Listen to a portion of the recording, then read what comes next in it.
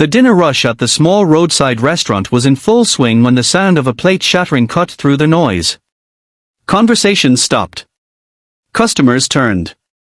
Near the kitchen entrance, a young waitress named Megan stood frozen, tears streaming down her face. "I can't close my legs.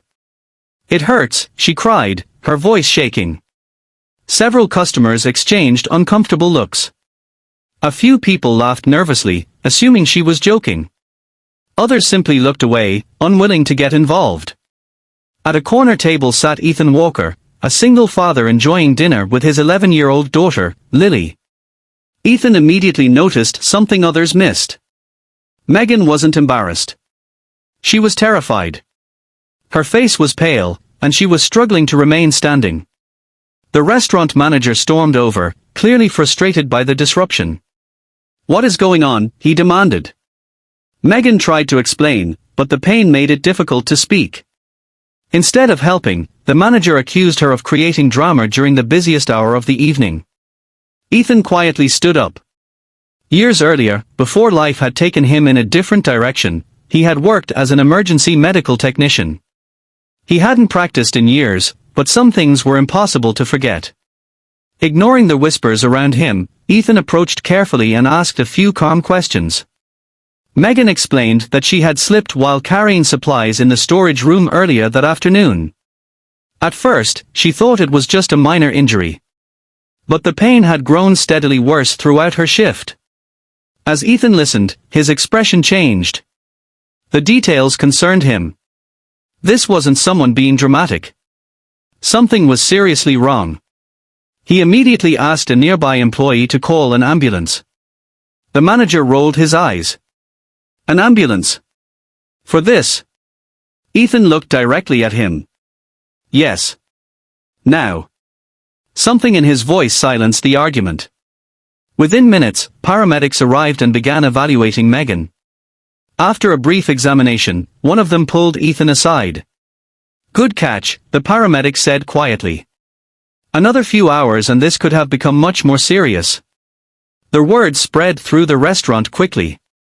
Suddenly, the crowd that had been whispering and judging fell silent. People realized the young waitress had been in genuine distress the entire time. As Megan was carefully placed on a stretcher, she reached for Ethan's hand. "Thank you," she whispered through tears.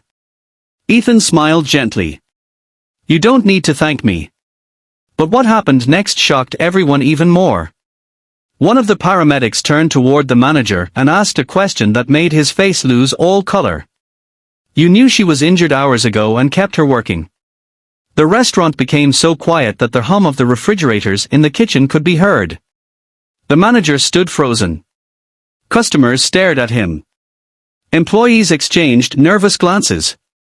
The paramedic waited for an answer. "Well, she said she could keep working," the manager finally muttered. Megan's co-workers immediately shook their heads. One waitress stepped forward. She told him 3 times that she was in pain. Another employee nodded. She asked to go home after her break.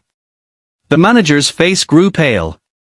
The paramedic's expression hardened. "Pain that severe after a fall should never be ignored," he said firmly. She needed medical evaluation, not another shift. Megan was carefully loaded into the ambulance. Before the doors closed, she looked back at Ethan. For the first time since the ordeal began, she managed a small smile. Then the ambulance drove away. The crowd slowly dispersed, but the atmosphere in the restaurant had completely changed. Many customers who had laughed earlier now looked ashamed.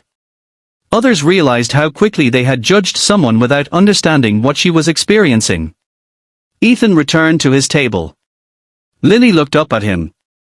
"Dad, how did you know something was really wrong?" Ethan thought for a moment. "Because when someone is in pain, the first thing you should do is listen." Lily nodded thoughtfully. The next morning, Ethan received an unexpected phone call. It was Megan. The hospital had confirmed a serious injury related to her fall. Fortunately, because she received treatment when she did, doctors expected a full recovery. "If I'd stayed at work much longer, things could have been a lot worse," she admitted. Her voice trembled slightly. You believed me when nobody else did. Ethan smiled. I just paid attention. A few days later, news of the incident spread through the community.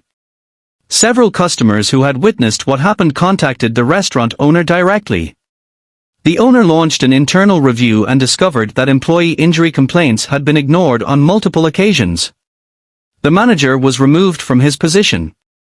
New workplace safety policies were introduced.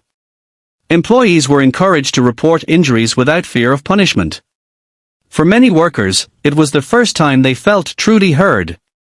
A month later, Megan returned to the restaurant. She was walking normally again. When Ethan and Lily stopped by for dinner one evening, Megan rushed over to greet them. She looked healthier, happier, and far more confident. You know, she said with a laugh, you're kind of a hero around here now.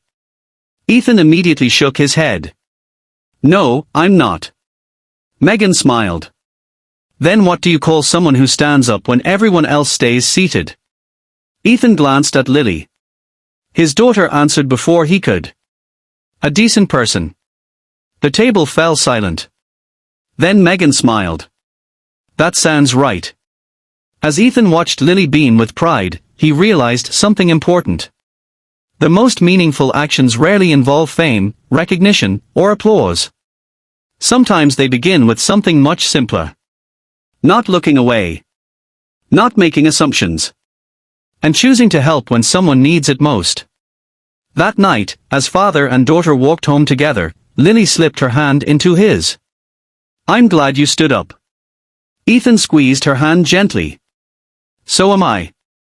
And under the glow of the streetlights, they continued walking, two ordinary people whose small act of compassion had changed for more lives than they ever expected.